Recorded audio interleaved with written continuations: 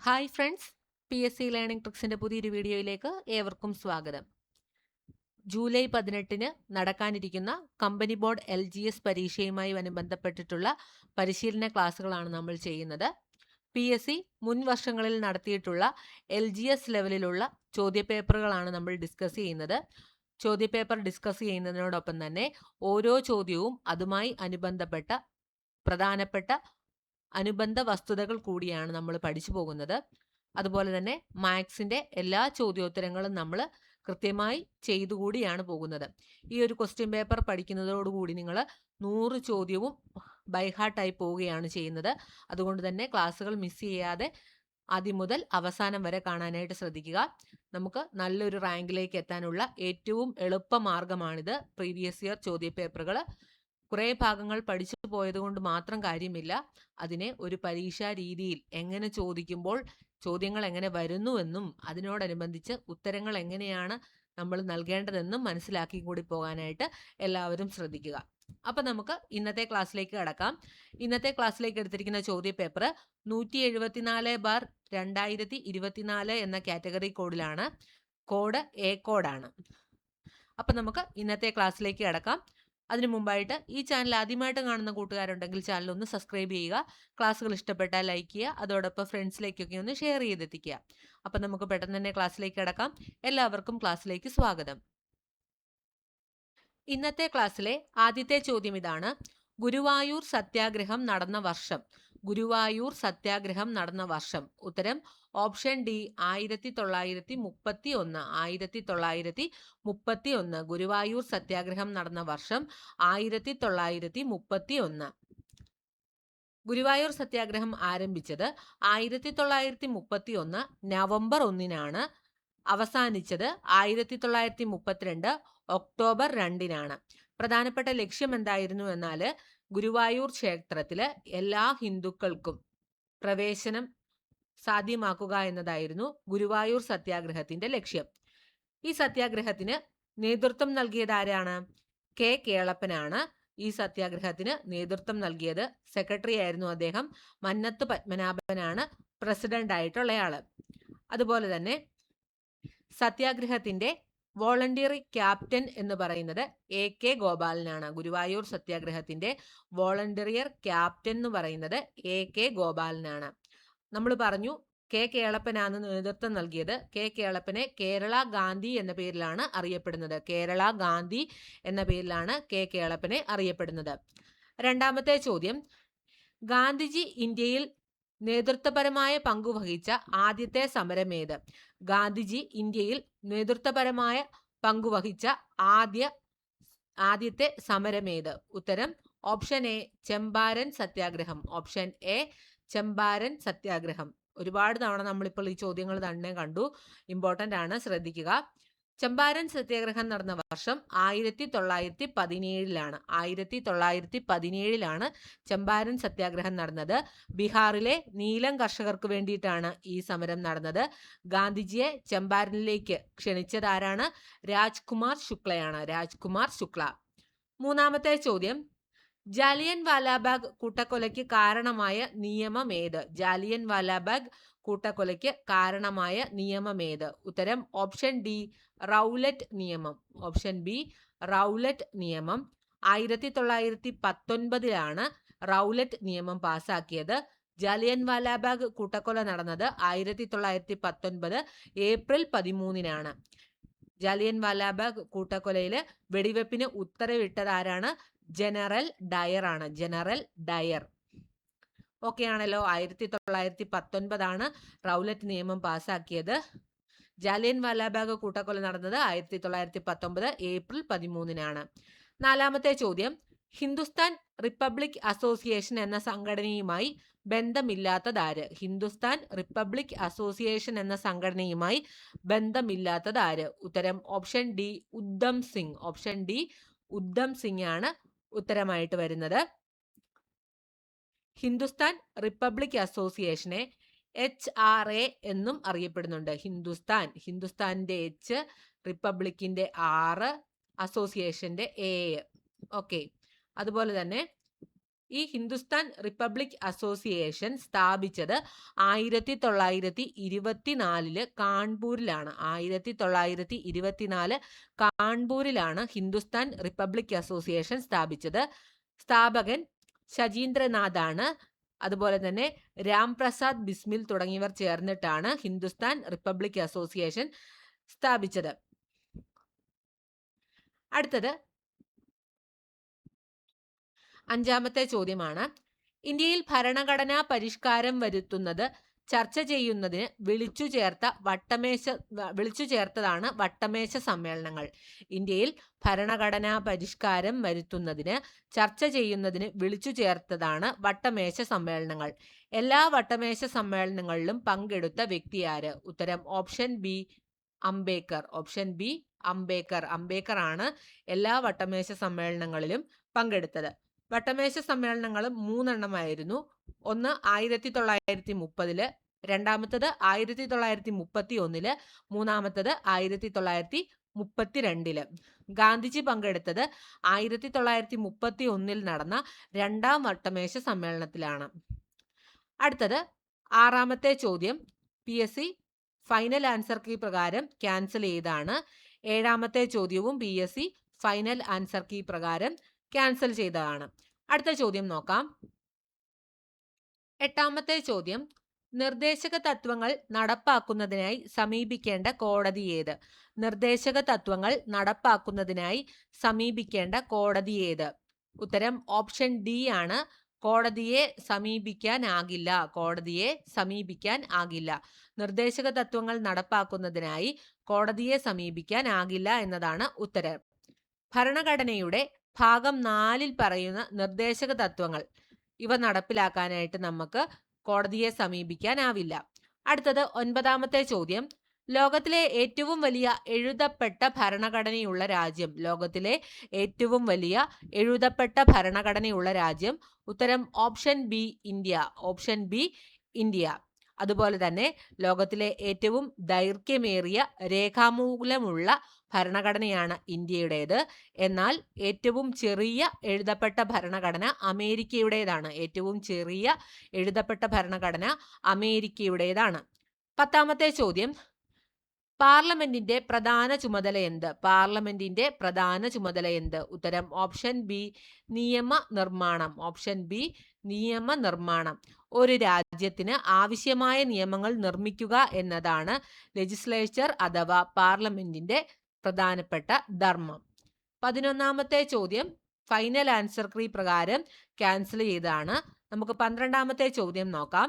Indian national ആർമിയുടെ വനിതാ വിഭാഗം നേതാവായ മലയാളി ആര്? ഇന്ത്യൻ നാഷണൽ ആർമിയുടെ വനിതാ വിഭാഗം നേതാവായ മലയാളി ആര്? ഉത്തരം ഓപ്ഷൻ സി ക്യാപ്റ്റൻ ലക്ഷ്മി. ഉത്തരം ഓപ്ഷൻ സി ക്യാപ്റ്റൻ ലക്ഷ്മി.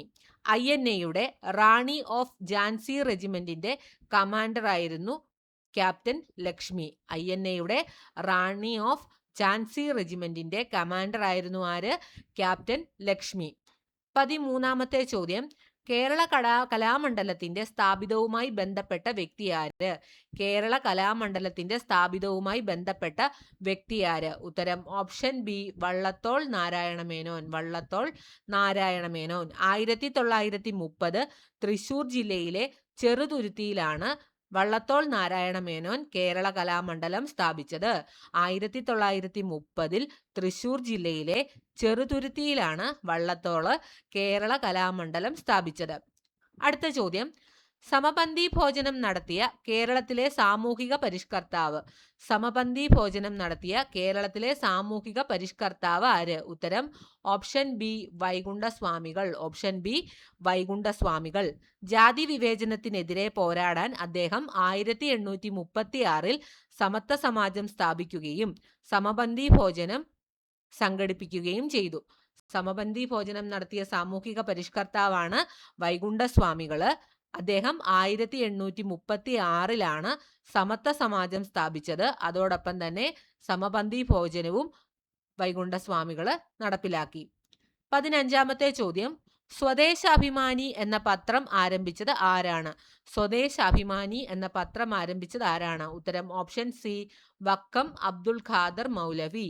ഉത്തരം ഓപ്ഷൻ സി വക്കം അബ്ദുൽ ഖാദർ മൗലവി. 1905 വക്കം മൗലവിയാണ് സ്വദേശാഭിമാനി പത്രം ആരംഭിച്ചത്. ഇതിന്റെ പത്രാധിപരായിരുന്നു സ്വദേശാഭിമാനി രാമകൃഷ്ണപിള്ള.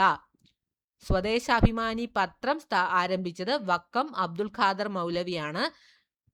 ഈ പത്രത്തിന്റെ പത്രാധിപരായിരുന്നു സ്വദേശാഭിമാനി രാമകൃഷ്ണപിള്ള. അടുത്ത ചോദ്യം 16ാമത്തെ ചോദ്യമാണ്. ആദ്യമായി ഫുട്ബോൾ ലോകകപ്പ് കിട്ടിയത് ഉറേഗു എന്ന രാജ്യത്തിനാണ്. എന്നാൽ ഏറ്റവും കൂടുതൽ തവണ ഫുട്ബോൾ ലോകകപ്പ് കിട്ടിയത് ഏതു രാജ്യത്തിനാണ്? ആദ്യമായി ഫുട്ബോൾ ലോകകപ്പ് കിട്ടിയത് ഉറേഗ എന്ന രാജ്യത്തിനാണ്. എന്നാൽ ഏറ്റവും കൂടുതൽ തവണ ഫുട്ബോൾ ലോകകപ്പ് കിട്ടിയത് ഏതു രാജ്യത്തിനാണ്? ഉത്തരം option C Brazil. Option C Brazil. ബ്രസീലിന് 5 തവണയാണ് ലോകകപ്പ് കിട്ടിയിട്ടുള്ളത്. 1958, 1962, 1970, 1994, 2002 എന്നീ 5 വർഷങ്ങളിലാണ് ബ്രസീലിന് ലോകകപ്പ് കിട്ടിയിട്ടുള്ളത്. ഫുട്ബോൾ ലോകകപ്പ് ആദ്യമായിട്ട് നേടിയ രാജ്യം ഉറേഗ്വ ആണ്. 1930. 17ാമത്തെ ചോദ്യം. ശ്രീലങ്കയിലെ നിലവിലെ പ്രസിഡന്റിന് തൊട്ടുമുമ്പ് പദവിയിൽ ഉണ്ടായിരുന്ന പ്രസിഡന്റ് ആരായിരുന്നു? ശ്രീലങ്കയിലെ നിലവിലെ പ്രസിഡന്റിന് തൊട്ടുമുമ്പ് പദവിയിൽ ഉണ്ടായിരുന്ന പ്രസിഡന്റ് ആരായിരുന്നു? ഉത്തരം ഓപ്ഷൻ സി റനിൽ വിക്രം സിംഹ. റനിൽ വിക്രം സിംഹ. നിലവിലെ പ്രസിഡന്റ് അനുര കുമാർ സിതന്നാഗയാണ്. അതുപോലെ തന്നെ അദ്ദേഹത്തിന് മുമ്പാണ് റനിൽ വിക്രം സിംഹ പദവിയിലുണ്ടായിരുന്നത്. 18ാമത്തെ ചോദ്യം. The transfer of power in India എന്ന ഗ്രന്ഥത്തിന്റെ കർത്താവാര്? ഉത്തരം option B V P Menon. The transfer of power in India എന്ന ഗ്രന്ഥത്തിന്റെ കർത്താവാരാണ്? വി പി മേനോനാണ്. ഇന്ത്യൻ നാട്ടുരാജ്യങ്ങളുടെ സംയോജനത്തിൽ സർദാർ വല്ലഭായി പട്ടേലിനൊപ്പം നിർണായക പങ്കുവഹിച്ച മലയാളി സിവിൽ സർവീസ് ഉദ്യോഗസ്ഥനായിരുന്നു വി പി മേനോൻ. അടുത്ത ചോദ്യം. ചേരുംപടി ചേർക്കുക. തന്നിട്ടുള്ളത് ഇരുമ്പുരുക്ക് ശാലകളും സഹായം നൽകിയ രാഷ്ട്രങ്ങളുമാണ്. നമുക്ക് നോക്കാം. ആദ്യത്തേത് ഭിലായി ഇരുമ്പുരുക്ക് ശാലയ്ക്ക് സഹായം നൽകിയതാരാണ്? സോവിയറ്റ് യൂണിയനാണ്. സോവിയറ്റ് യൂണിയനാണ് ഭിലായി ഇരുമ്പുരുക്ക് ശാലയ്ക്ക് സഹായം നൽകിയത്. ഇനി ബൊക്കാറോ ഇരുമ്പുരുക്ക് ശാലയ്ക്ക് സഹായം നൽകിയതാരാണ്?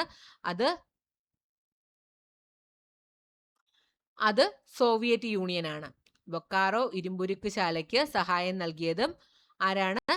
സോവിയറ്റ് യൂണിയനാണ്. റൂട്ട്കേലയ്ക്ക് സഹായം നൽകിയത് ജർമ്മനിയാണ്. അതുപോലെ തന്നെ ദുർഗാപൂറിന് സഹായം നൽകിയത് ബ്രിട്ടൻ ആണ്. നമുക്ക് ഓപ്ഷൻ എ ആണ് ശരിയായിട്ടുള്ള ഉത്തരം. എല്ലാം നേരെ നേരെയായിട്ട് തന്നെയാണ് തന്നിട്ടുള്ളത്. ഓക്കെ ആണല്ലോ. അടുത്തത് 20ാമത്തെ ചോദ്യം. വിദ്യാഭ്യാസത്തെ സംസ്കാരവുമായി ബന്ധിപ്പിക്കുക എന്ന ലക്ഷ്യത്തോടെ കേന്ദ്ര സാംസ്കാരിക വകുപ്പ് 1979 രൂപീകരിച്ച സ്ഥാപനമായ centre for culture resource and ട്രെയിനിങ്ങിന്റെ ആസ്ഥാനം? ഉത്തരം ഓപ്ഷൻ സി ന്യൂഡൽഹി. ഉത്തരം ഓപ്ഷൻ സി ന്യൂഡൽഹി. അടുത്ത ചോദ്യം. പുതിയ സഹസ്രാബ്ദത്തിലേക്ക് ഇന്ത്യയെ നയിക്കുക എന്ന ലക്ഷ്യത്തോടെ നടപ്പിലാക്കിയ ദേശീയ വിദ്യാഭ്യാസ നയം നിലവിൽ വന്ന വർഷം? ഉത്തരം ഓപ്ഷൻ ഡി 1986. പുതിയ സഹസ്രാബ്ദത്തിലേക്ക് ഇന്ത്യയെ നയിക്കുക എന്ന ലക്ഷ്യത്തിലൂടെ നടപ്പിലാക്കിയ ദേശീയ വിദ്യാഭ്യാസ നയം നിലവിൽ വന്ന വർഷം 1986. ഇന്ത്യയിലെ ആദ്യത്തെ ദേശീയ വിദ്യാഭ്യാസ നയം 1968 ഇന്ദിരാഗാന്ധി സർക്കാരിന്റെ കാലഘട്ടത്തിൽ. രണ്ടാമത്തത് 1986 അന്ന് രാജീവ് ഗാന്ധി സർക്കാർ ആയിരുന്നു. ഏറ്റവും പുതിയ നയം 2020 പ്രഖ്യാപിച്ചു. അടുത്ത ചോദ്യം 22ാമത്തെ ചോദ്യം. രാഷ്ട്ര പുരോഗതിയിൽ വിദ്യാഭ്യാസത്തിനുള്ള പ്രാധാന്യം തിരിച്ചറിഞ്ഞ് 10+2+3 മാതൃകയിൽ വിദ്യാഭ്യാസം നടപ്പിലാക്കണം എന്ന് ശുപാർശ ചെയ്ത വിദ്യാഭ്യാസ കമ്മീഷൻ? ഉത്തരം option C doctor DS Kothari commission.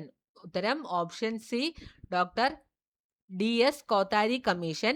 1964 ഈ കമ്മീഷൻ രൂപീകൃതമായത്. ഇന്ത്യയുടെ വിദ്യാഭ്യാസ മേഖലയുടെ മാഗ്ന കാർട്ട എന്നാണ് ഇത് അറിയപ്പെട്ടിരുന്നത്. 1968 ആദ്യ ദേശീയ വിദ്യാഭ്യാസ നയത്തിന്റെ അടിസ്ഥാനമായാണ് ഈ കമ്മീഷന്റെ റിപ്പോർട്ടിനുള്ളത്. അടുത്തത് 23-ാമത്തെ ചോദ്യം.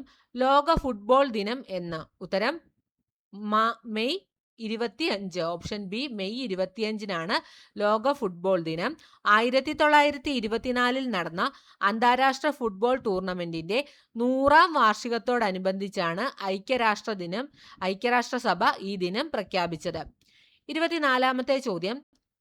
2024 ONV സാഹിത്യ പുരസ്കാര ജേതാവ്. 2024 ONV സാഹിത്യ പുരസ്കാര ജേതാവ്. ഉത്തരം ഓപ്ഷൻ എ പ്രതിഭ റായി. ഉത്തരം ഓപ്ഷൻ എ പ്രതിഭ റായി. പ്രശസ്ത ഒഡിയ എഴുത്തുകാരിയാണ് പ്രതിഭ റായി.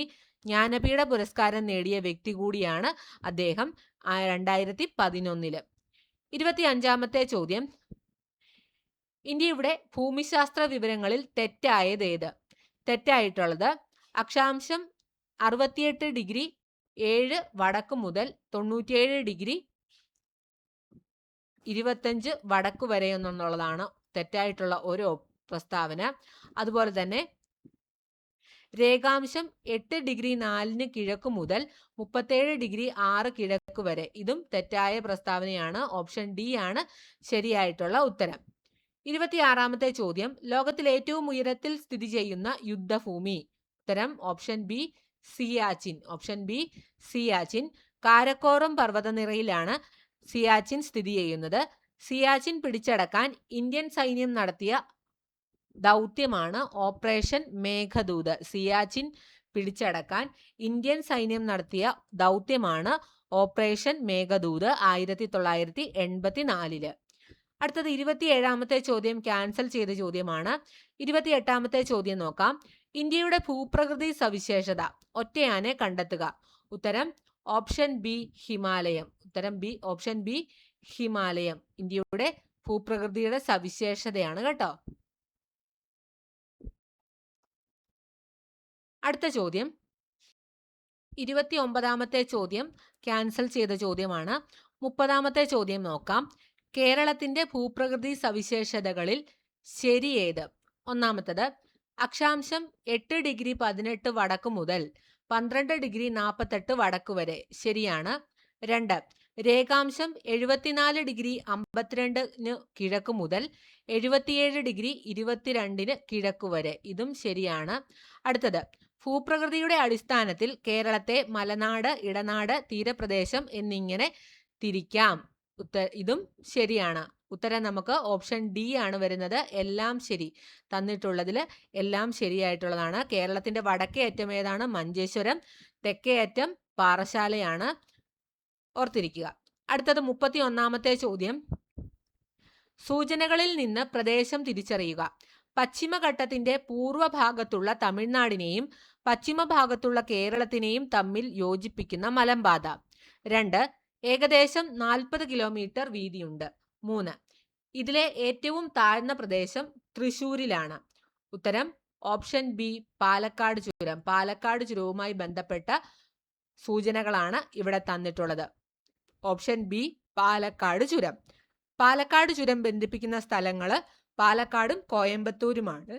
അതുപോലെ തന്നെ കേരളത്തിലെ കാലാവസ്ഥയെ സ്വാധീനിക്കുന്ന പ്രധാന ഘടകങ്ങളിലൊന്ന് ഇതാണ്. അടുത്തത് 32-ാമത്തെ ചോദ്യം. കേരളത്തിലെ നദികളെ നീളത്തിന്റെ അടിസ്ഥാനത്തിൽ നീളം കൂടിയതാദ്യം എന്ന രീതിയിൽ പട്ടികപ്പെടുത്തുക. ഉത്തരമായിട്ട് ഇവിടെ വന്നിട്ടുള്ളത് ഓപ്ഷൻ ഡി ആണ്. ആദ്യം ഭാരതപ്പുഴ, 2 പമ്പ, 3 ചാലിയാർ, 4 കടലുണ്ടി, 5 കല്ലടയാറ്. അടുത്ത ചോദ്യം നോക്കാം. 33-ാമത്തെ ചോദ്യമാണ്. കേരളത്തിലെ നദികൾ ഒറ്റയാനെ കണ്ടെത്തുക. ഉത്തരം ഓപ്ഷൻ ഡി നെയ്യാറാണ്. നെയ്യാർ എങ്ങനെയാണ് ഒറ്റയാനായത്? തന്നിട്ടുള്ള മഞ്ചേശ്വരം പുഴ, ഉപ്പള, ഷിറിയ ഈ 3 നദികളും കാസർഗോഡ് ജില്ലയിലെ നദികളാണ്. നെയ്യാറ് തിരുവനന്തപുരം ജില്ലയിലൂടെ ഒഴുകുന്ന നദിയാണ്. അതുപോലെ തന്നെ കേരളത്തിന്റെ തെക്കേ അറ്റത്തെ നദിയാണ്. അതുകൊണ്ട് തന്നെ ഓപ്ഷൻ ഡി ആണ് ശരിയായിട്ടുള്ള ഉത്തരം. 34-ാമത്തെ ചോദ്യം. താഴെ തന്നിരിക്കുന്നതിൽ കേരളത്തിന്റെ ദേശീയ ജലപാത. ഓപ്ഷൻ സി നാഷണൽ വാട്ടർവേ 3 ആണ് കേട്ടോ. നാഷണൽ വാട്ടർവേ 3 ആണ്. കൊല്ലം മുതൽ കോട്ടപ്പുറം വരെയാണ് ഇതിന്റെ നീളം എന്ന് പറയുന്നത്. കേരളത്തിലെ പ്രധാന ജലപാതയാണ് NW3. 35-ാമത്തെ ചോദ്യം, കേരളത്തിലെ വൈദ്യുത പദ്ധതികൾ ജില്ലകൾ ഒറ്റയാനെ കണ്ടെത്തുക. ഉത്തരം ഓപ്ഷൻ ഡി സിയാൽ പദ്ധതി എറണാകുളം, ശബരിഗിരി പത്തനംതിട്ട, ഇടുക്കി കുറ്റ്യാടി കോഴിക്കോട് എന്നിവ ജലവൈദ്യുത പദ്ധതികളാണ്. സിയാൽ എന്ന് പറയുന്നത് ഒരു സൗരോർജ പദ്ധതിയാണ്. കൂടാതെ സിയാല് ലോകത്തിലെ ആദ്യത്തെ പൂർണ്ണമായും സൗരോർജത്തിൽ പ്രവർത്തിക്കുന്ന വിമാനത്താവളമാണ് കേട്ടോ സിയാല്. 36-ാമത്തെ ചോദ്യം, കേരളത്തിന്റെ മത്സ്യബന്ധന വകുപ്പ് മന്ത്രി 2024 ചോദ്യത്തിന്റെ ഉത്തരമനുസരിച്ച് ഓപ്ഷൻ എ ആണ് നമ്മൾ കറുപ്പിക്കേണ്ടത്. 2024 ചോദ്യമാണ്. കേരളത്തിലെ മത്സ്യവകുപ്പ് മന്ത്രി ആരാണ്? ഇനി നിങ്ങളോട് ഞാൻ ചോദിക്കുന്നു, കേരളത്തിലെ ഇപ്പോഴത്തെ മത്സ്യബന്ധന വകുപ്പ് മന്ത്രി ആരാണ്? ഉത്തരം അറിയാവുന്നവര് കമന്റ് ചെയ്യുക. അടുത്തത് നമുക്ക് നോക്കാം. 37-ാമത്തെ ചോദ്യമാണ്, താഴെ തന്നിട്ടുള്ള സൂചനകളിൽ നിന്ന് കേരളത്തിലെ വന്യജീവി സങ്കേതം കണ്ടെത്തുക. തന്നിട്ടുള്ള സൂചനയിൽ 1, പശ്ചിമഘട്ടത്തിലെ മഴനിഴൽ പ്രദേശത്ത് സ്ഥിതി ചെയ്യുന്ന കേരളത്തിലെ ഏക വന്യജീവി സങ്കേതം, വംശനാശം നേരിടുന്ന ചാമ്പൽ മലയണ്ണാന്റെയും നക്ഷത്ര ആമകളുടെയും വാസസ്ഥലം. ഉത്തരം ഓപ്ഷൻ സി ചിന്നാർ വന്യജീവി സങ്കേതം. ഇടുക്കി ജില്ലയിലാണ് ചിന്നാർ. കേരളത്തിലെ ഏക മഴനിഴൽ വന്യജീവി പ്രദേശ സങ്കേതമാണ് ചിന്നാർ. അതുപോലെ തന്നെ നക്ഷത്രയാമകൾക്കും അതുപോലെ തന്നെ ചാമ്പൽ മലയണ്ണാന്റെയും വാസസ്ഥലം കൂടിയാണ് ചിന്നാർ വന്യജീവി സങ്കേതം. 38-ാമത്തെ ചോദ്യം, ഗ്രാമസഭയുടെ കൺവീനർ ആരാണ്? ഉത്തരം ഓപ്ഷൻ സി വാർഡ് മെമ്പർ. 39-ാമത്തെ ചോദ്യം, പ്രഥമ കേരള സ്കൂൾ ഒളിമ്പിക്സ് ഏത് ജില്ലയിലാണ്? ഉത്തരം option A Ernakulam. Option A Ernakulam. അടുത്തത് 40-ാമത്തെ ചോദ്യം, കർഷകർക്കുള്ള എല്ലാ സേവനങ്ങളും ഒരു കുടക്കീഴിൽ ലഭ്യമാക്കുന്ന സംയോജിത പോർട്ടൽ ഏതാണ്? ഉത്തരം option A Kathir app. Option A Kathir app. ഈ കതിർ എന്നുള്ളത് ഇംഗ്ലീഷിൽ എഴുതുമ്പോൾ അതിന്റെ full form Kerala agricultural technology hub and information repository എന്നാണ്. കൃഷി സംബന്ധമായിട്ടുള്ള എല്ലാ സേവനങ്ങളും ഈ ഒരൊറ്റ പോർട്ടലിലൂടെ നമുക്ക് കിട്ടുന്നതായിരിക്കും. കർഷകർക്കുള്ള എല്ലാ സേവനങ്ങളും ഒരു കുടക്കീഴിൽ ലഭ്യമാക്കുന്ന സംയോജിത പോർട്ടൽ ഏതാണ്? കതിർ ആപ്പ്. 41-ാമത്തെ ചോദ്യം, ഇപ്പോഴത്തെ കേന്ദ്ര പഞ്ചായത്ത് രാജ് മന്ത്രി ആരാണ്? ഉത്തരം ഓപ്ഷൻ ഡി രാജീവ് രഞ്ജൻ സിംഗ്. 42-ാമത്തെ ചോദ്യം, പാരീസ് 2024 ഒളിമ്പിക്സിൽ നീരജ് ചോപ്ര ജാവലിൻ എറിഞ്ഞ ദൂരം. ഉത്തരം ഓപ്ഷൻ എ 889.45 മീറ്റർ. പാരീസ് 2024 ഒളിമ്പിക്സിൽ നീരജ് ചോപ്ര ജാവലിൻ ത്രോ എറിഞ്ഞ ദൂരം എന്ന് പറയുന്നത് 89.45 മീറ്റർ ആണ്. നീരജ് ചോപ്ര ഈ ഇനത്തിൽ വെള്ളി മെഡൽ കരസ്ഥമാക്കുകയുണ്ടായി. അദ്ദേഹത്തിന്റെ കരിയറിലെ ഏറ്റവും മികച്ച ദൂരമെന്ന് പറയുന്നത് 89.94 മീറ്റർ ആണ്. 43-ാമത്തെ ചോദ്യം, യുണൈറ്റഡ് നേഷൻസ് മാനവ വികസന സൂചിക 2022 പ്രകാരം ഇന്ത്യയുടെ സ്ഥാനം. ഉത്തരം ഓപ്ഷൻ ബി 134. 193 രാജ്യങ്ങളിൽ നിന്നാണ് ഇന്ത്യ 134-ാം സ്ഥാനം നേടിയത്. ഈ പട്ടികയിൽ 1-ാം സ്ഥാനത്തുള്ള രാജ്യം സ്വിറ്റ്സർലൻഡ് ആണ്. 44-ാമത്തെ ചോദ്യം, ഉപഗ്രഹങ്ങൾ ഇല്ലാത്ത ഗ്രഹം. ഉത്തരം ഓപ്ഷൻ എ ബുധൻ. ഉപഗ്രഹങ്ങൾ ഇല്ലാത്ത ഗ്രഹം ബുധനാണ്. സൗരയൂഥത്തിൽ ബുധൻ, ശുക്രൻ എന്നീ ഗ്രഹങ്ങൾക്ക് ഉപഗ്രഹങ്ങളില്ല. ഏറ്റവും കൂടുതൽ ഉപഗ്രഹങ്ങളുള്ള ഗ്രഹം ശനിയാണ്. 45-ാമത്തെ ചോദ്യം, സൽത്തനത്ത് മുഗൾ കാലഘട്ടത്തിൽ പേർഷ്യൻ സംഗീതത്തിന്റെ സ്വാധീന ഫലമായി രൂപപ്പെട്ട സംഗീത ശൈലി ഏത്? ഉത്തരം ഓപ്ഷൻ സി ഹിന്ദുസ്ഥാനി സംഗീതം. ഓപ്ഷൻ സി ഹിന്ദുസ്ഥാനി സംഗീതം. അമീർ ഖുസ്രുവിനെ ഹിന്ദുസ്ഥാനി സംഗീതത്തിന്റെ പിതാവ് എന്നാണ് വിളിക്കപ്പെടുന്നത്. സൗത്ത് ഇന്ത്യയിലെ പ്രചാരത്തിലുള്ള സംഗീത ശൈലി കർണാട്ടിക് സംഗീതമാണ്. 46-ാമത്തെ ചോദ്യം, ഇന്ത്യൻ ഭരണഘടനയുടെ ആമുഖം കാവ്യാത്മക ശൈലിയിൽ എഴുതിയത് ആരാണ്? ഉത്തരം ഓപ്ഷൻ ഡി ജവഹർലാൽ നെഹ്റു. നെഹ്റു അവതരിപ്പിച്ച ലക്ഷ്യപ്രമേയമാണ് പിന്നീട് ആമുഖമായി മാറിയത്. ഭരണഘടനയുടെ ആമുഖത്തെ ഭരണഘടനയുടെ താക്കോൽ എന്ന് വിശേഷിപ്പിച്ചത് ഏണസ്റ്റ് ബാർക്കർ ആണ്.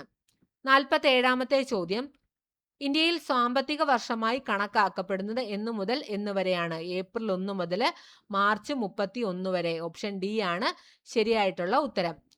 48ാമത്തെ ചോദ്യം, നമുക്ക് എല്ലാവരുടെയും ആവശ്യങ്ങളെ തൃപ്തിപ്പെടുത്തുവാനുള്ള വിഭവമുണ്ട്, എന്നാൽ ഒരാളുടെ പോലും അത്യാഗ്രഹത്തെ നിറവേറ്റാനില്ലാതാനും.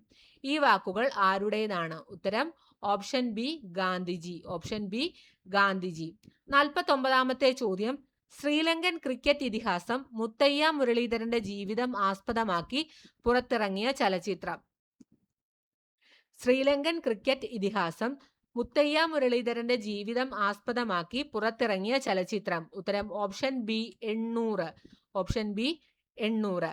ടെസ്റ്റ് ക്രിക്കറ്റിൽ 800 വിക്കറ്റുകൾ തികച്ച ഏക ബൗളറാണ് മുത്തയ്യ മുരളീധരൻ. ഈ നേട്ടത്തെ സൂചിപ്പിക്കാനാണ് ചിത്രത്തിന് 800 എന്ന് പേര് നൽകിയത്. അടുത്ത ചോദ്യം നോക്കാം. 50ാമത്തെ ചോദ്യം, ലോക അധ്യാപന ദിനം എന്ന്? ഉത്തരം ഓപ്ഷൻ ബി ഒക്ടോബർ 5. ലോക അധ്യാപക ദിനം ഒക്ടോബർ 5. ഇന്ത്യയിലെ ദേശീയ അധ്യാപക ദിനം സെപ്റ്റംബർ 5 ആണ്. ഡോക്ടർ എസ് രാധാകൃഷ്ണന്റെ ജന്മദിനമാണ്. 51ാമത്തെ ചോദ്യം, ഇന്ത്യയിലെ ആദ്യത്തെ സൗരോർജ വിനോദ സഞ്ചാര ബോട്ട്? ഉത്തരം option A Indra. Option A Indra. കേരളത്തിലെ ആദ്യത്തെ സോളാർ ടൂറിസ്റ്റ് ബോട്ടായ സൂര്യാംശു കൊച്ചിയിലാണ് സർവീസ് നടത്തുന്നത്. ഇന്ത്യയിലെ ആദ്യത്തെ സോളാർ ഫെറി എന്ന് പറയുന്നത് ആദിത്യ ആണ്. 52ാമത്തെ ചോദ്യം, 2024 G20 ഉച്ചകോടിക്ക് അധ്യക്ഷത വഹിക്കുന്ന രാജ്യം ഏത്? ഉത്തരം option A Brazil. Option A Brazil. 2025 ദക്ഷിണാഫ്രിക്കയാണ് അധ്യക്ഷത വഹിച്ചത്. അടുത്തത് 53ാമത്തെ ചോദ്യം, പ്രസ്താവനകൾ വിലയിരുത്തി താഴെ പറയുന്നവയിൽ നിന്നും ശരിയായ ഉത്തരം കണ്ടെത്തുക. ശരിയായ ഉത്തരങ്ങൾ പറയാം.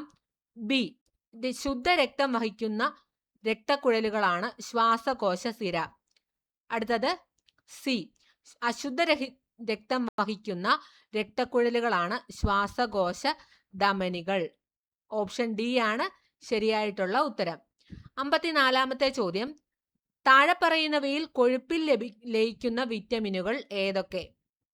കൊഴുപ്പിൽ ലയിക്കുന്ന വിറ്റാമിനുകൾ വൈറ്റമിൻ എ, അതുപോലെ തന്നെ വൈറ്റമിൻ ഡി. താഴെ തന്നിട്ടുള്ളതിൽ കൊഴുപ്പിൽ ലയിക്കുന്നത് വൈറ്റമിൻ എയും വൈറ്റമിൻ ഡിയുമാണ്. ഓപ്ഷൻ ഡി ആണ് ശരിയായിട്ടുള്ള ഉത്തരം. Option D. അടുത്തത് 55ാമത്തെ ചോദ്യം, താഴെ പറയുന്നവയിൽ മെച്ചപ്പെട്ട ഇനം പച്ചമുളക് ഏതാണ്? ഉത്തരം option C Jwalamukhi. Option C Jwalamukhi. Ujjwala, Jwalashakti എന്നിവയും മെച്ചപ്പെട്ട ഇനം പച്ചമുളകുകളാണ്. ലോല എന്നത് ഒരു പയർ വർഗമാണ്. ലോല എന്നതൊരു പയർ വർഗമാണ്. 56ാമത്തെ ചോദ്യം, താഴെ പറയുന്നവയിൽ ഫിറമോണിന് ഉദാഹരണം ഏത്? ഉത്തരം ഓപ്ഷൻ ബി ബോംബിക്കോൾ. ഉത്തരം ഓപ്ഷൻ ബി ബോംബിക്കോൾ. 57ാമത്തെ ചോദ്യം, താഴെ പറയുന്നവയിൽ ജീവജാലങ്ങളുടെ എക്സിറ്റ് സംരക്ഷണത്തിന് ഉദാഹരണം ഏത്? ഉത്തരം option A botanical garden. Option A botanical garden. ഞാൻ കഴിഞ്ഞ ദിവസം പറഞ്ഞു തന്നിരുന്നു എക്സിറ്റ് കൺസർവേഷൻ എന്താണെന്നും ഇൻസിറ്റ് കൺസർവേഷൻ എന്താണെന്നും. അപ്പം നമുക്ക് വീണ്ടും അത് പറയേണ്ട കാര്യമില്ലല്ലോ, എല്ലാവരും കണ്ടതാണല്ലോ. അപ്പം ജീവജാലങ്ങളുടെ എക്സിറ്റ് സംരക്ഷണത്തിന് ഉദാഹരണം ബൊട്ടാണിക്കൽ ഗാർഡൻസ് ആണ്. അടുത്ത ചോദ്യം നോക്കാം. 58ാമത്തെ ചോദ്യം, 2023 വൈദ്യശാസ്ത്ര നൊബേൽ സമ്മാനം ലഭിച്ചത് ഏത് രോഗത്തിനെതിരെയുള്ള വാക്സിൻ കണ്ടെത്തിയതിനാണ്? ഉത്തരം option C COVID-19. Option C COVID-19. Katalin കാരിക്കോ, Drew Wiseman എന്നിവർക്കാണ് ഈ പുരസ്കാരം ലഭിച്ചത്. mRNA വാക്സിനുകളെ കുറിച്ചുള്ള പഠനത്തിനാണ് ഇവരെ ആദരിക്കപ്പെട്ടത്. 59ാമത്തെ ചോദ്യം, നിപ്പ രോഗത്തിന് കാരണമായ രോഗാണു ഏതാണ്?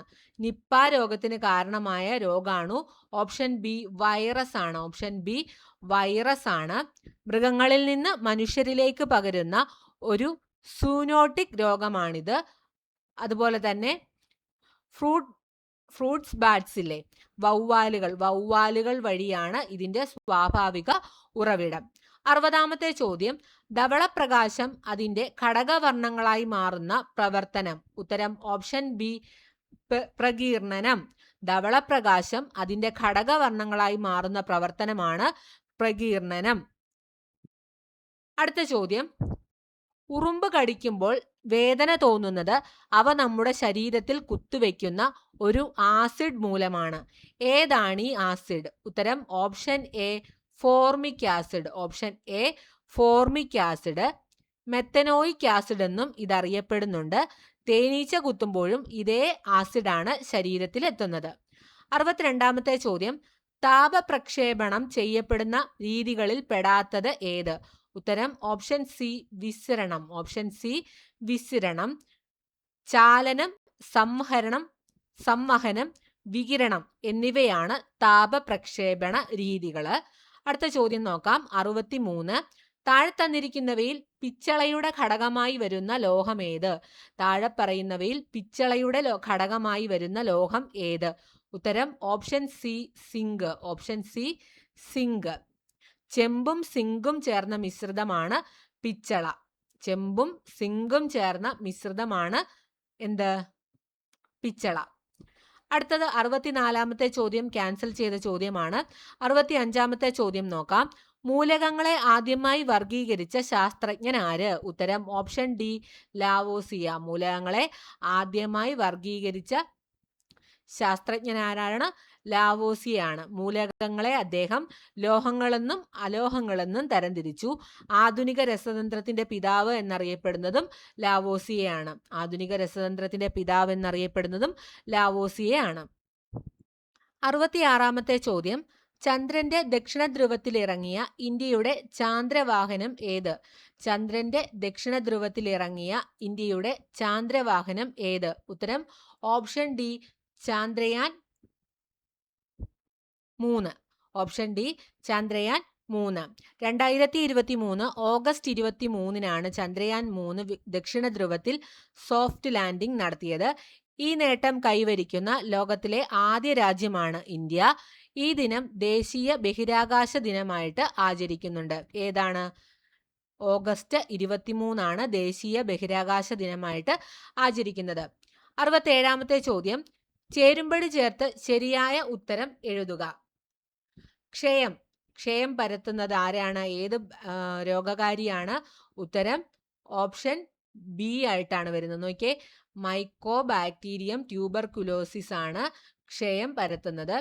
എലിപ്പനി ഏതാണ്? ലെപ്റ്റോസ്പൈറയാണ്. 3-ാമത്തേതാണ് ലെപ്റ്റോസ്പൈറ. ഡെങ്കിപ്പനിക്ക് കാരണം വൈറസ് ആണ് രോഗകാരിയായിട്ട് വരുന്നത്. മലമ്പനിക്ക് കാരണം പ്ലാസ്മോഡിയമാണ്. അപ്പൊ തന്നിട്ടുള്ളതിൽ രോഗങ്ങളും രോഗകാരികളുമാണ് തന്നിട്ടുള്ളത്.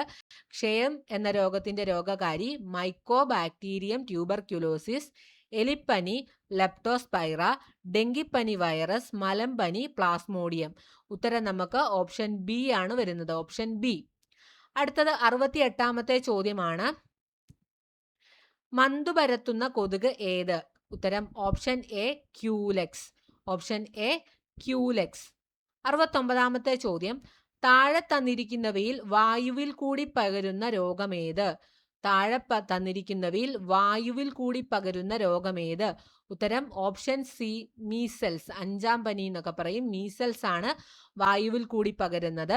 വായുവിലൂടെ പകരുന്ന മറ്റു പ്രധാനപ്പെട്ട രോഗങ്ങൾ ക്ഷയം, ചിക്കൻ ബോക്സ് എന്നിവയാണ്.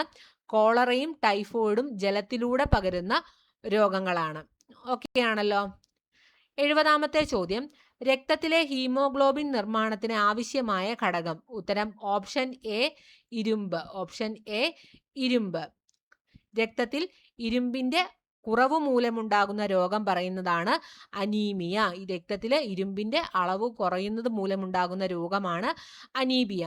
അടുത്തത്, ലോകത്തിൽ ആദ്യമായി വാക്സിൻ കണ്ടെത്തിയ ശാസ്ത്രജ്ഞൻ? ഉത്തരം option B Edward Jenner. Vaccine കണ്ടെത്തിയത് ആരാണ്? എഡ്വേർഡ് ജെന്നർ ആണ്. 1796 വസൂരിക്കെതിരെയാണ് അദ്ദേഹം ആദ്യമായിട്ട് വാക്സിൻ വികസിപ്പിച്ചത്. അതുകൊണ്ട് തന്നെ അദ്ദേഹത്തിനെ ഫാദർ ഓഫ് ഇമ്മ്യൂണോളജി അഥവാ രോഗപ്രതിരോധ ശാസ്ത്രത്തിന്റെ പിതാവ് എന്നാണ് അറിയപ്പെടുന്നത്. 72ാമത്തെ ചോദ്യം, രക്തസമ്മർദ്ദം അളക്കുന്നതിനുള്ള ഉപകരണം. ഉത്തരം option D sphygmomanometer. Option D sphygmomanometer. അടുത്ത ചോദ്യം 73ാമത്തെ ചോദ്യം, താഴെ പറയുന്നവയിൽ ശരിയായ പ്രസ്താവന തിരഞ്ഞെടുത്തെഴുതുക. ശരിയായ പ്രസ്താവനകൾ പറയാം. മസ്തിഷ്കത്തിലെ രക്തക്കുഴലുകൾ പൊട്ടി രക്തപ്രവാഹം തടസ്സപ്പെടുത്തുന്ന അവസ്ഥയാണ് പക്ഷാഘാതം. അടുത്തത്, അനിയന്ത്രിതമായ കോശവിഭജനം വഴി കോശങ്ങൾ പെരുകി ഇതര കലകളിലേക്ക് വ്യാപിക്കുന്നതാണ് ക്യാൻസർ. ഓപ്ഷൻ ബി ആണ് ശരിയായിട്ടുള്ള ഉത്തരം. താഴെ തന്നിട്ടുള്ളതിൽ 3ഉം 2ഉം 3ഉമായിട്ടാണ് ശരിയായ പ്രസ്താവനകളുള്ളത്. ഇനി നമുക്ക് നോക്കാം. ഇൻസുലിൻ കുറയുന്ന അവസ്ഥയ്ക്ക് പറയുന്ന പേരാണ് പ്രമേഹം എന്ന് പറയുന്നത്. ഒന്നാമത്തെ പ്രസ്താവനയായിട്ട് തന്നിരിക്കുന്ന നോക്കിയേ, ഇൻസുലിൻ കൂടുന്ന അവസ്ഥ ആണ് പ്രമേഹം എന്നാണ് പറഞ്ഞിരിക്കുന്നത്. തെറ്റാണ്. ഇൻസുലിൻ കുറയുന്ന അവസ്ഥയാണ് പ്രമേഹം. അതുപോലെ തന്നെ കരളിൽ അമിതമായി കൊഴുപ്പടിയുന്നതാണ് ഫാറ്റി ലിവർ. കരളിൽ ഗ്ലൂക്കോസ് അടിഞ്ഞുകൂടുന്നതാണ് ഫാറ്റി ലിവർ എന്നാണ് ഇവിടെ തന്നിരിക്കുന്നത്. ഇത് തെറ്റാണ്. കരളിൽ അമിതമായിട്ട് കൊഴുപ്പടിഞ്ഞുകൂടുന്നതാണ് ഫാറ്റി ലിവർ. അടുത്തത് 74ാമത്തെ ചോദ്യം, എംഫിസീമ രോഗം ബാധിക്കുന്ന അവയവം ഏത്? ഉത്തരം ഓപ്ഷൻ സി ശ്വാസകോശം. എംഫിസീമ രോഗം ബാധിക്കുന്ന അവയവം ശ്വാസകോശം. പുകവലി മൂലമാണ് പ്രധാനമായും ശ്വാസകോശത്തിലെ വായു അറകൾക്ക് നാശം സംഭവിക്കുന്നത് മൂലം ഈ രോഗം ഉണ്ടാകുന്നത്. 75ാമത്തെ ചോദ്യം, കേരളത്തിൽ സർക്കാർ തലത്തിൽ നടപ്പാക്കുന്ന മരണാനന്തര അവയവ കൈമാറ്റ പദ്ധതി. ഉത്തരം ഓപ്ഷൻ ഡി മൃതസഞ്ജീവനി. ഓപ്ഷൻ ഡി മൃതസഞ്ജീവനി. അടുത്ത ചോദ്യം, ജീവിതശൈലി രോഗങ്ങൾ നിയന്ത്രിക്കുന്നതിനായി സംസ്ഥാന സർക്കാർ ആരംഭിച്ച പദ്ധതി. ജീവിതശൈലി രോഗങ്ങൾ നിയന്ത്രിക്കുന്നതിനായി സർക്കാർ ആരംഭിച്ച പദ്ധതി. ഉത്തരം ഓപ്ഷൻ എ അമൃതം ആരോഗ്യം. അമൃതം ആരോഗ്യം. പ്രാഥമിക ആരോഗ്യ കേന്ദ്രങ്ങൾ വഴി ജീവിതശൈലി രോഗനിർണയവും ചികിത്സയും ഉറപ്പാക്കുന്ന പദ്ധതിയാണിത്. 77ാമത്തെ ചോദ്യം, 2024 ഒളിമ്പിക്സ് മത്സരത്തിൽ ഇന്ത്യൻ ഹോക്കി ടീമിന്റെ ക്യാപ്റ്റൻ ആരായിരുന്നു? ഉത്തരം option B Harmanpreet Singh. Harmanpreet Singh. 2024 Paris ഒളിമ്പിക്സിൽ ഇന്ത്യ വെങ്കല മെഡൽ നേടുകയുണ്ടായി.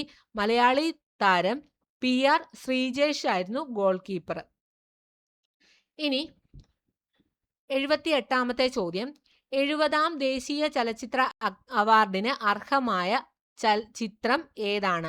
70ാം ദേശീയ ചലച്ചിത്ര അവാർഡിന് അർഹമായ മികച്ച ചിത്രം. ഉത്തരം ഓപ്ഷൻ ബി ആട്ടം. ഓപ്ഷൻ ബി ആട്ടം. ആനന്ദ് ഏകർഷി സംവിധാനം ചെയ്ത മലയാള ചിത്രമാണിത്. 79ാമത്തെ ചോദ്യം, അമീബിക് മസ്തിഷ്ക ജ്വരത്തിന് കാരണമായ രോഗാണു മനുഷ്യ ശരീരത്തിൽ എത്തുന്നത് ഏതിലൂടെയാണ്? ഉത്തരം ഓപ്ഷൻ എ മലിനജലം. ഓപ്ഷൻ എ മലിനജലം. അടുത്ത ചോദ്യം 80ാമത്തെ ചോദ്യമാണ്, ഇന്ത്യൻ സ്പേസ് റിസർച്ച് ഓർഗനൈസേഷന്റെ ഇപ്പോഴത്തെ ചെയർമാൻ ആരാണ്? ഉത്തരം option B S Somanath. S സോമനാഥാണ് ISROയുടെ ഇപ്പോഴത്തെ ചെയർമാൻ. ISROയുടെ 10ാമത്തെ ചെയർമാനാണ് ഇദ്ദേഹം. ചന്ദ്രയാൻ 3ന്റെ ദൗത്യത്തിൽ വിജയത്തിലും നിർണായക പങ്ക് വഹിക്കുകയുണ്ടായി. അപ്പം 80 ചോദ്യങ്ങൾ നമ്മൾ കഴിഞ്ഞു. ഇനി നമ്മൾ 81 മുതൽ മാത്സിന്റെ ചോദ്യങ്ങളാണ് നോക്കുന്നത്. നമുക്ക് നോക്കാം. PSCയുടെ ഫൈനൽ ആൻസർ കീ പ്രകാരം 81ാമത്തെ ചോദ്യവും 82ാമത്തെ ചോദ്യവും PSC ക്യാൻസൽ ചെയ്തിട്ടുണ്ട് കേട്ടോ. ഫൈനൽ ആൻസർ കീ പ്രകാരമുള്ള ഉത്തരങ്ങളാണ് നമ്മൾ പറയുന്നത്. 81ഉം 82ഉം ക്യാൻസൽ ചെയ്തിട്ടുണ്ട്. 83ാമത്തെ ചോദ്യം നോക്കാം. ഓരോ ചോദ്യങ്ങളും ചെയ്യേണ്ടത് ഏത് വിധമാണെന്ന് ഇവിടെ കൊടുത്തിട്ടുണ്ട്. നിങ്ങൾക്ക് മനസ്സിലാകാത്ത ഏത് ചോദ്യമുണ്ടെങ്കിലും കമന്റ് ബോക്സിൽ ചോദിക്കാവുന്നതാണ്. പറഞ്ഞു തരുന്നതായിരിക്കും. 83ാമത്തെ ചോദ്യം, 1/2, 2/3, 3/4, 1/5 ഇവയെ ആരോഹണ ക്രമത്തിൽ എഴുതിയാൽ ശരിയായത് ഏത്? നമുക്കറിയാം 1/2 എന്ന് പറയുന്നത് 0.5 ആണ്. 2/3 എന്ന് പറഞ്ഞാൽ 0.6 ആണ്. 3/4 എന്ന് പറഞ്ഞാൽ 0.75 ആണ്. 1/5 എന്ന് പറഞ്ഞാൽ 0.2 ആണ്. ഇതിനെ ആരോഹണ ക്രമത്തിൽ എഴുതുക എന്ന് പറഞ്ഞാൽ ചെറുതിൽ നിന്ന് വലുതിലേക്ക് എഴുതുക എന്നാണ്. അപ്പം 1/5, 1/2, 2/3, 3/4 ഇങ്ങനെയാണ് എഴുതേണ്ടത്. ഓപ്ഷൻ ബി ആണ് ശരിയായിട്ടുള്ള ഉത്തരം. എളുപ്പമായിട്ടുള്ള ഒരു ചോദ്യമാണ്, മനസ്സിലായി എന്ന് വിശ്വസിക്കുന്നു. അടുത്ത ചോദ്യം നോക്കാം. 84ാമത്തെ ചോദ്യമാണ്. ഒരു കുടുംബത്തിലെ 5 പേരുടെ ശരാശരി ഉയരം 160 സെന്റിമീറ്റർ ആണ്. ഒരു കുടുംബത്തിലെ 5 പേരുടെ ശരാശരി ഉയരം 160 സെന്റിമീറ്റർ ആണ്. ഇതിൽ 4 പേരുടെ ഉയരം യഥാക്രമം 163, 160, 161, 162 എന്നിങ്ങനെയാണെങ്കിൽ അഞ്ചാമത്തെ ആളുടെ ഉയരം എത്രയാണ്? നമുക്കറിയാം ഇവിടെ 5 പേരുടെ ആകെ ഉയരം ആദ്യം എത്രയാണെന്ന് നോക്കണം. 5 പേർക്ക് 160 ആണ് ശരാശരി ഉയരം. അപ്പൊ 5 × 160 നോക്കിയാൽ 800 സെന്റിമീറ്റർ ആണ് 5 പേരുടെയും ശരാശരി ഉയരം. പിന്നെ നമുക്ക് തന്നിട്ടുള്ളത് വെച്ച് 4 പേരുടെ ഉയരങ്ങൾ തന്നിട്ടുണ്ട്. 4 പേരുടെ ഉയരത്തിന്റെ തുക കണ്ടുപിടിക്കുക. ഈ 163, 160, 161, 162 എല്ലാം കൂടെ കൂട്ടുമ്പോൾ ഉത്തരം എത്ര കിട്ടും? 646 സെന്റിമീറ്ററിന് കിട്ടും. അപ്പൊ നമുക്ക് 5 പേരുടെ ഉയരങ്ങൾ, 5 പേരുടെ ആകെ ഉയരം എത്രയാണെന്ന് കിട്ടി. അതുപോലെ തന്നെ 4 പേരുടെ ഉയരത്തിന്റെ തുകയും കിട്ടി. അപ്പം ഈ അഞ്ചാമന്റെ ഉയരം കണ്ടുപിടിക്കാൻ വേണ്ടിയിട്ട് 5 പേരുടെ ആകെ ഉയരത്തിൽ നിന്നും 4 പേരുടെ ഉയരത്തിന്റെ തുക കുറച്ചാൽ മതി. ഉത്തരം കിട്ടുന്നത് 154 സെന്റിമീറ്റർ. ഓപ്ഷൻ സി ആണ് ശരിയായിട്ടുള്ള ഉത്തരം. ഇവിടെ ചെയ്തു കൊടുത്തിട്ടുണ്ട്, നോക്കുക. അടുത്തത് 85ാമത്തെ ചോദ്യമാണ്. ബോർഡ് മാസ് പ്രകാരം ചെയ്യുന്ന ചോദ്യമാണ്. വളരെ എളുപ്പമായതുകൊണ്ട് തന്നെ ഇവിടെ ചെയ്തു കൊടുത്തിട്ടില്ല. 85ാമത്തെ ചോദ്യം ഇതാണ്. 41 - 30 + 45 + 7 × 7 ഉത്തരം 375. Option C 375. 86ാമത്തെ ചോദ്യം. ഒരു വിമാനം അരമണിക്കൂർ സമയം കൊണ്ട് 250 കിലോമീറ്റർ ദൂരം സഞ്ചരിച്ചു. വിമാനത്തിന്റെ വേഗത എത്ര? ഒരു വിമാനം അരമണിക്കൂർ കൊണ്ട് എത്രയാണ്? 250 കിലോമീറ്റർ ദൂരമാണ് സഞ്ചരിച്ചത്. അരമണിക്കൂർ കൊണ്ട് 250 കിലോമീറ്റർ ദൂരം സഞ്ചരിച്ചു. വിമാനത്തിന്റെ വേഗതയാണ് ചോദിച്ചിരിക്കുന്നത്. വേഗത കാണാനുള്ള ഇക്വേഷൻ നമുക്ക് ഇവിടെ ഉണ്ട്. വേഗത = ദൂരം ബൈ സമയം. ദൂരം 250 കിലോമീറ്ററും സമയം എത്രയാണ്? അരമണിക്കൂറാണ് പറഞ്ഞിരിക്കുന്നത്. ഇത് തിരിച്ചിട്ട് മൾട്ടിപ്ലൈ ചെയ്യുമ്പോൾ എത്ര കിട്ടും? 250നെ 2 കൊണ്ട് ഗുണിക്കുക, 500 km/h കിട്ടുന്നു. ഓപ്ഷൻ ഡി ആണ് ശരിയായിട്ടുള്ള ഉത്തരം. 87ാമത്തെ ചോദ്യം. 1600 രൂപയ്ക്ക് വാങ്ങിയ ഒരു വസ്തു 12% നഷ്ടത്തിൽ വിറ്റു എങ്കിൽ വിറ്റ വില എത്ര? ശ്രദ്ധിക്കുക, 1600 രൂപയ്ക്ക് വാങ്ങിയ ഒരു വസ്തു 12% നഷ്ടത്തിലാണ് വിറ്റത് എങ്കിൽ വിറ്റ വിലയാണ് ചോദിച്ചിരിക്കുന്നത്. ഇതിൽ നിന്ന് നഷ്ടം എങ്ങനെ നമ്മൾ കണ്ടുപിടിക്കും? ഈ 1600ന്റെ 12% എടുക്കുകയാണെങ്കിൽ എത്ര രൂപയ്ക്കാണ് വിറ്റതെന്ന്, നഷ്ടം സംഭവിച്ചതെന്ന് നമുക്കറിയാൻ പറ്റും അല്ലേ? 1600ന്റെ 12% 1600 രൂപയ്ക്ക് വാങ്ങിച്ച സാധനമാണ്.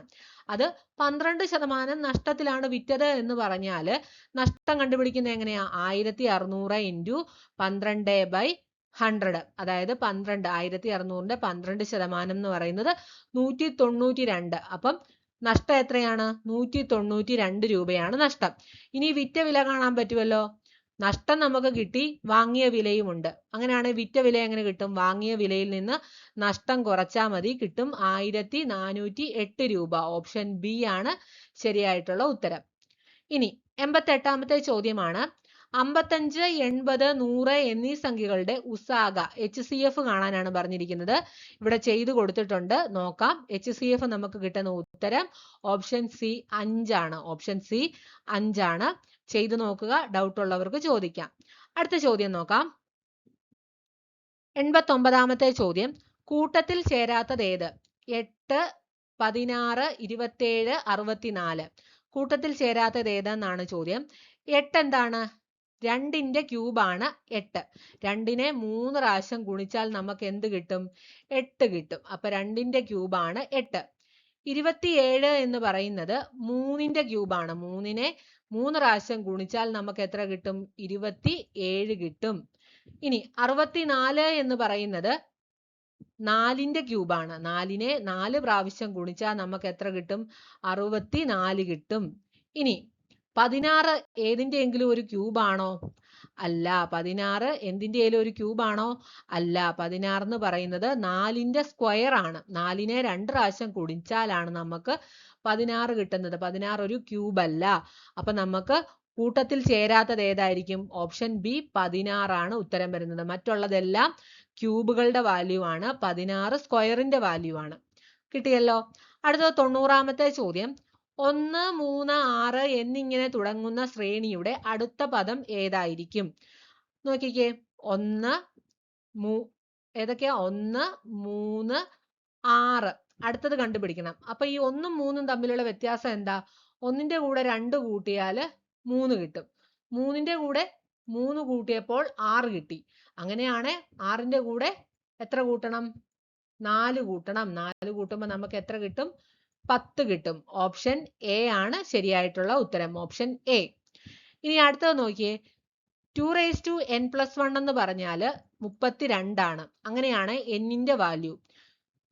2n+2/5 എന്ന് പറയുന്നതാണ് എന്ത്? 32 അല്ലേ? 2/5 ആണ് 32. അപ്പോൾ n+1 എന്ന് പറയുന്നത് 5 ആണ്. n-ന്റെ വാല്യൂ കാണാൻ 5ൽ നിന്ന് 1 കുറച്ചാൽ 4. ഓപ്ഷൻ ബി ആണ് ശരിയായിട്ടുള്ള ഉത്തരം. ഓപ്ഷൻ ബി ആണ് n-ന്റെ വാല്യൂ. 92ാമത്തെ ചോദ്യം. ഒരു കന്നുകാലി ചന്തയിൽ കുറെ പശുക്കളും മനുഷ്യരും ഉണ്ട്. ആകെ കാലുകൾ 70ഉം ആകെ തലകൾ 30ഉമാണ്. മനുഷ്യരുടെ എണ്ണവും പശുക്കളുടെ എണ്ണവും തമ്മിലുള്ള വ്യത്യാസം എത്ര? ഒരു കന്നുകാലി മാർക്കറ്റില് കുറെ പശുക്കളും മനുഷ്യരും ഉണ്ട്. അവിടെയുള്ള ആകെ കാലുകൾ എന്ന് പറഞ്ഞാൽ എത്രയാണെന്ന് പറഞ്ഞു? 70 എണ്ണം ഉണ്ട്. ആകെ കാലുകൾ 70, ആകെ തല 30. ഇനി മനുഷ്യരുടെയും പശുക്കളുടെയും എണ്ണം തമ്മിലുള്ള വ്യത്യാസമാണ് നമ്മളോട് ചോദിച്ചിട്ടുള്ളത്. ഇവിടെ തന്നിട്ടുണ്ട് 70 ആണ് ആകെ കാല്, ആകെ തല 30 ആണ്. ശ്രദ്ധിക്കുക, ആകെ കാലുകൾ 70 എണ്ണവും ആകെ തല 30 എണ്ണവും തന്നിട്ടുണ്ട്. നമുക്കറിയാം പശുവിന് 4 കാലും മനുഷ്യർക്ക് 2 കാലുമാണ്. അതുപോലെ തന്നെ തല വരുമ്പോൾ 30 തല എന്ന് പറയുന്നത് മനുഷ്യരുടെയും പശുക്കൾക്കും എല്ലാവർക്കും ഓരോ തല വെച്ചല്ലേ. അപ്പൊ ടോട്ടൽ 30 തലയുണ്ട്. ഇതിൽ നിന്ന് എങ്ങനെയാണ് ഉത്തരത്തിലേക്ക് വരേണ്ടതെന്ന് ചോദിച്ചാൽ എളുപ്പമായിട്ട് പറഞ്ഞുതരാം. 30 തലകൾ ഉണ്ടെന്ന് പറഞ്ഞു. ഈ 30നെ നമ്മൾ വിചാരിക്കുക എല്ലാവർക്കും ഈ 2 കാലുകൾ വെച്ച് ആദ്യം നമുക്ക് കൂട്ടി നോക്കാം. അപ്പം 30നെ 2 കൊണ്ട് ഗുണിക്കുമ്പോൾ 60 കിട്ടി. അപ്പം പശുക്കളുടെ ഈ 2 കാല് വെച്ചേ കൂട്ടിയിട്ടുള്ളൂ, ബാക്കി കാല് പെൻഡിങ് ആണ്. അപ്പം 30നെ എല്ലാവർക്കും 30 പേരുണ്ടെന്ന് പറഞ്ഞു. മനുഷ്യരും മൃഗവും കൂടെ കൂട്ടി 30 പേരുണ്ടെന്ന് പറഞ്ഞു. 30 തലയുണ്ട്. അപ്പൊ 30 പേര്. ആ 30നെ എല്ലാവർക്കും 2 കാലുകൾ ഉണ്ടെന്ന് വെച്ച് കരുതി നോക്കിയിട്ട് നമുക്ക് 30നെ 2 കൊണ്ട് ഗുണിക്കുമ്പോൾ 60 കിട്ടി. അങ്ങനെ ബാക്കി എത്ര കാലുകൾ അപ്പൊ കാണും? ഈ 70 ടോട്ടൽ കാലുകളിൽ നിന്ന് ഈ 60 കുറച്ചാൽ 10 കാലുകൾ ബാക്കിയുണ്ട്. ഈ 10 കാലുകൾ ആരുടെയാ? പശുക്കളുടെ കാലാണ്. മനുഷ്യരുടെ 2 നമ്മൾ ഓൾറെഡി ഇതിന്റെ കൂടെ കൂട്ടിപ്പോയി. പിന്നെയുള്ള ബാക്കി ഈ 2 കാല് വെച്ച് പശുക്കൾക്കാണ്. അപ്പൊ ആ 10നെ 2 കൊണ്ട് 2 കാല് വെച്ച് പശുക്കൾക്ക് കൊടുക്കുമ്പോൾ 5. ആകെ പശുക്കളുടെ എണ്ണം 5 കിട്ടി. പശുക്കളുടെ എണ്ണം 5 കിട്ടിക്കഴിഞ്ഞാൽ നമുക്കറിയാം 30 തലകളിൽ 5 തല പശുക്കളുടെ ആണെങ്കിൽ ബാക്കി 25 തല മനുഷ്യരുടെയാണ്. അപ്പം 25 ആണ് മനുഷ്യരുടെ എണ്ണം. ചോദിച്ചിരിക്കുന്നത് ശ്രദ്ധിക്കുക, മനുഷ്യരുടെ എണ്ണവും പശുക്കളുടെ എണ്ണവും തമ്മിലുള്ള വ്യത്യാസമാണ്. അപ്പം മനുഷ്യരിൽ നിന്ന് പശുക്കളുടെ എണ്ണം കുറച്ചാൽ ഉത്തരം 20 കിട്ടും. ഓപ്ഷൻ ഡി ആണ് ശരിയായിട്ടുള്ള ഉത്തരം. മനസ്സിലായി എന്ന് വിശ്വസിക്കുന്നു. ഡൗട്ട് ഉണ്ടെങ്കിൽ ചോദിക്കാം. അടുത്ത ചോദ്യം നോക്കാം. 93ാമത്തെ ചോദ്യം. 0.05 സ്ക്വയർ ഇൻറ്റു 1/20 എത്രയാണെന്നാണ് ചോദിച്ചിരിക്കുന്നത്. നമുക്കറിയാം 1/20 എന്ന് പറയുന്നതിന്റെ വാല്യൂ എത്രയാണ്? 0.05 ആണ് അല്ലേ? 1/20 എന്ന് പറയുന്നത് എത്രയാണ്? 0.05 ആണ്. അപ്പം ഇത് ഇവിടെ നമുക്ക് കിട്ടും 1/20 എന്ന് പറയുന്നത് 0.05 എന്ന് പറഞ്ഞു. അപ്പം ഇതിന്റെ കൂടെ 0.05 സ്ക്വയറിന്റെ കൂടെ ഒരു 0.05 കൂടെ വരുമ്പോൾ എന്താകും? 3 എണ്ണം ആകും അല്ലേ? അപ്പൊ അതെന്താണ്? ഓപ്ഷൻ ബി ആകും. 0.05 ക്യൂബ് ആകും. ഇവിടെ ചെയ്തു കൊടുത്തിട്ടുണ്ട്, നോക്കുക. അടുത്തത് അതിന്റെ ഉത്തരം ഓപ്ഷൻ ബി ആണ്. ഇനി 94ാമത്തെ ചോദ്യം. 1, 2, 4, 8 എന്നീ സംഖ്യാശ്രേണികളുടെ അടുത്ത പദം ഏത്? വളരെ എളുപ്പമാണ്. 1, 2, 4, 8 അടുത്തതാണ് കണ്ടുപിടിക്കേണ്ടത്. അതായത് 1ന്റെ കൂടെ 2നെ ഗുണിക്കുമ്പോൾ 2 കിട്ടും. 2ന്റെ കൂടെ 2 ഗുണിക്കുമ്പോൾ 4 കിട്ടും. 4ന്റെ കൂടെ 2 ഗുണിക്കുമ്പോൾ 8 കിട്ടും. 8ന്റെ കൂടെ 2 ഗുണിക്കുമ്പോൾ എത്ര കിട്ടുന്നത്? 16. ഉത്തരം ഓപ്ഷൻ സി 16. ഓപ്ഷൻ സി 16 ആണ് അടുത്ത പദമായിട്ട് വരുന്നത്. ഇനി 95ാമത്തെ ചോദ്യം PSC ക്യാൻസൽ ചെയ്ത ചോദ്യമാണ്. 96ാമത്തെ ചോദ്യം ബോട്ട് മാസ് വെച്ച് ചെയ്യേണ്ടതാണ്. 1 + 2 × 3 / 6 - 1. ഉത്തരം വരുന്നത് ഓപ്ഷൻ സി 1 ആണ്. Option C 1. അടുത്ത ചോദ്യം നോക്കാം. 97ാമത്തെ ചോദ്യമാണ്. 11:132 = 22 എത്രയാണെന്നാണ്. 11:132 ഈക്വൽ ആയിരിക്കണം 22 ഏത് വാല്യൂ വന്നാലും. അതെങ്ങനെയാണ് കാണിക്കണ്ടേ? 11 × 12 നോക്കുക. 11 × 12 എന്ന് പറയുന്നത് 132 ആണ്. അങ്ങനെയാണെങ്കിൽ ലെഫ്റ്റ് സൈഡിന് സെയിം തുല്യമാണ് റൈറ്റ് സൈഡ് എന്ന് പറഞ്ഞു. അങ്ങനെയാണെങ്കിൽ 22നെയും 12 കൊണ്ട് ഗുണിക്കുക. അപ്പൊ 264 കിട്ടും. ഓപ്ഷൻ ഡി ആണ് ശരിയായിട്ടുള്ള ഉത്തരം. Option D. ഇനി 98ാമത്തെ ചോദ്യം. ഒറ്റയാൻ ഏത്? ചതുർഭുജം, ലംബകം, സാമാന്തരികം, ചതുരം. ഉത്തരം ഓപ്ഷൻ എ ആണ്. ലംബകം, ചതുരം, സാമാന്തരികം ഇവയെല്ലാം കൂടി നമ്മൾ പറയുന്നത് ചതുർഭുജം എന്നാണ്. ഇവിടെ ഓപ്ഷൻ എ ആണ് ഒറ്റയാനായിട്ട് തന്നിട്ടുള്ളത്. അടുത്ത നോക്കിയേ 99ാമത്തെ ചോദ്യം. 2, 3, 5, 7 എന്നിങ്ങനെ തുടർന്നാൽ 8ാമത്തെ സ്ഥാനത്തെ സംഖ്യ ഏത്? ഇതെന്ന് പറഞ്ഞാല് 2, 5, 7, 9 എന്ന് പറയുന്നതൊക്കെ എന്താണ്? പ്രൈം നമ്പേഴ്സ് ആണ്. ഇതൊരു പ്രൈം നമ്പറിന്റെ ശ്രേണിയാണ്. അപ്പൊ നമ്മൾ നോക്കിയാൽ എങ്ങനെയാണ്? 8ാമത്തെ സ്ഥാനത്ത് വരുന്നത് 19 ആണ്. 2, 5, 7, 11, 13, 17, 19 ആണ് ഉത്തരം വരുന്നത്. 8ാമത്തെ സ്ഥാനത്ത് വരുന്നത് 19 ആണ്. അടുത്തത് 100ാമത്തെ ചോദ്യം. 4 × 2/6 ഭാഗം 1 × 2/6. ഉത്തരം വരുന്നത് ഓപ്ഷൻ ബി 3 × 1/4 ആണ്. ഇവിടെ ചെയ്യേണ്ട വിധം കൊടുത്തിട്ടുണ്ട്. ഡൗട്ട് ഉള്ളവർക്ക് നോക്കാം. വളരെ ഈസിയാണ്. 3 × 1/4 ആണ് ഉത്തരമായിട്ട് വരുന്നത്. ഓപ്ഷൻ ബി ആണ്. അപ്പം ഇന്നത്തെ ക്ലാസ്സിലെ എല്ലാ ചോദ്യോത്തരങ്ങളും നിങ്ങൾക്ക് മനസ്സിലായി എന്ന് വിശ്വസിക്കുന്നു. ഡൗട്ടുള്ള ചോദ്യങ്ങളുണ്ടെങ്കിൽ നിങ്ങൾക്ക് ചോദിക്കാം. മുന്നോട്ട് നമ്മൾ പറഞ്ഞു തരുന്നതായിരിക്കും. അപ്പോൾ ഈ 100 ചോദ്യങ്ങളും നിങ്ങളുടെ ഒരു റാങ്ക് മേക്കിംഗ് ആയിട്ട് മാറട്ടെ എന്ന് പ്രാർത്ഥിക്കുന്നു. അതോടൊപ്പം തന്നെ എല്ലാ ക്ലാസ്സുകളും ആദ്യം മുതൽ അവസാനം വരെ കാണുക. നമ്മൾ ഈ 100 ചോദ്യങ്ങൾ ഡെയിലി പഠിച്ചു പോകുന്നത് കൊണ്ട് തന്നെ നിങ്ങൾക്ക് വളരെ ഈസി ആയിട്ട് എക്സാമിനെ നേരിടാനായിട്ട് സാധിക്കും. അപ്പം ക്ലാസ്സുകൾ ഇഷ്ടപ്പെട്ടാൽ ലൈക്ക് ചെയ്യാൻ മറക്കരുത്. നിങ്ങളുടെ അഭിപ്രായങ്ങളും നിർദ്ദേശങ്ങളും ഒക്കെ കമന്റുകളായിട്ട് ഇടാം. അടുത്ത ദിവസം മറ്റൊരു ക്ലാസ്സുമായി നമുക്ക് വീണ്ടും കാണാം. എല്ലാവർക്കും വിജയാശംസകൾ. Thank you.